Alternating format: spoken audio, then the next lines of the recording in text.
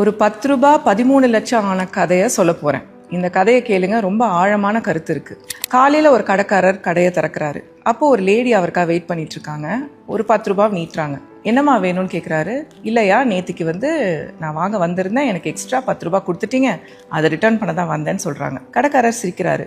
நேற்று 5 ரூபாய்க்கும் அவ்வளோ பார்கெயின் பண்ணீங்க, 10 ரூபாய்க்காக இவ்வளோ தூரம் வந்திருக்கீங்களான்னு கேட்கும்போது அவங்க சொல்கிறாங்க, பார்கெயின் பண்ணுறது என்னோட உரிமை. ஆனால் ஒரு விலையை நம்ம ரீச் பண்ணதுக்கப்புறம் 1 ரூபாய் உங்களை ஏமாத்தினாலும் அது என் கான்ஷியஸ் சும்மா விடாது சார்.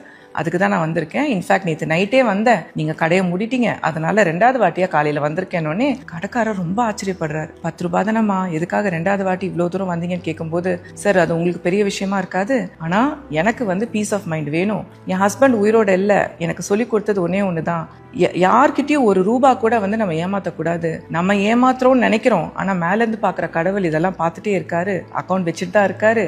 இன்னைக்கு நம்ம தப்பு பண்ணால் நாளைக்கு நம்ம குழந்தைங்களுக்கு அது பாதிக்கும் அப்படின்னு சொல்லிட்டு போயிருக்காரு. போயிட்டு வரேன்னு சொல்லிட்டு கிளம்பிடுறாங்க. இந்த கடைக்காரர் பார்த்துட்டே இருக்காரு. உடனே என்ன பண்றாரு, கல்லாப்பட்டியிலேருந்து ஒரு 300 ருபீஸ் எடுத்துட்டு மார்க்கெட்டுக்கு போறாரு. அங்கே நேராக ஒரு கடைக்கு போயிட்டு, பிரகாஷ் இந்தாப்பா உன் 300, நேற்று நிறைய உனக்கு நான் சார்ஜ் பண்ணிட்டேன், எனக்கு அது கான்ஷியஸ் ஏதோ குத்திட்டே இருந்துச்சு, நான் ரிட்டர்ன் பண்ண வந்தேன் அப்படின்னு கொடுத்துட்றாரு. பிரகாஷ் சிரிக்கிறாரு. நெக்ஸ்ட் மந்த் வரீங்கல்ல, அப்போ கொடுத்துருக்கலாம், எதுக்கு அவசரப்பட்டு வந்தீங்கன்னு கேட்கும்போது, இல்லை இன்னைக்கும் நெக்ஸ்ட் மந்த்துக்கும் என்ன நடக்கும் தெரியாது, எனக்கே எதாவது ஆயிடுச்சுன்னா மேலே பார்த்துட்டு இருக்க கடவுள் நான் பண்ண தப்புக்கு என் குழந்தைங்களை பனிஷ் பண்ணக்கூடாதுல்ல, நான் யாரையும் ஏமாற்ற விரும்பலை அப்படின்னு கொடுத்துட்டு போயிடுறாரு. இந்த கடைக்காரர் போன உடனே பிரகாஷுக்கு ஒரே ஷாக்கு, ரொம்ப டிஸ்டர்ப்டாக உட்காந்துருக்காரு. ஏன் 2 நாள் நைட்டு தூங்க கூட இல்லை.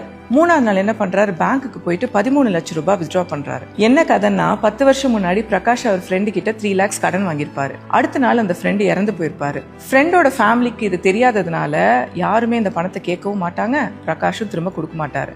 ஃப்ரெண்டோட வைஃப் ஒரு மெய்டா வேலை பார்த்து தான் குழந்தைங்களை ரொம்ப கஷ்டப்பட்டு வளர்த்துட்டு வருவாங்க. அப்ப கூட பிரகாஷ் இதை பத்தி வாயை திறக்க மாட்டார். நேரா ஃப்ரெண்டு வைஃபுக்கு போயிட்டு காலில் விழுந்து நடந்ததெல்லாம் சொல்லி மன்னிப்பு கேட்பாரு. ஃப்ரெண்டோட வைஃபுக்கு ஒரே ஆச்சரியம்.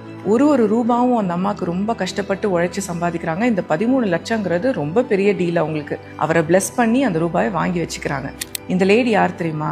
ஃபர்ஸ்ட் சீன்ல ஷாப்கீப்பருக்கு 10 ரூபாய் ரிட்டர்ன் பண்றதுக்காக 2 வாட்டி நடந்து போய் கொடுத்தாங்கல்ல, அந்த லேடி தான் இந்த லேடி. ரஜினி சார் சொல்ற மாதிரி தான், நல்லவங்களை கடவுள் சோதிப்பாரு, ஆனா எப்பயுமே கைவிட மாட்டாரு. இந்த உலகத்துல ஹானஸ்டா நடந்துகிட்டா அதுக்குண்டான பலன் எப்பயுமே கண்டிப்பா கிடைக்கும்.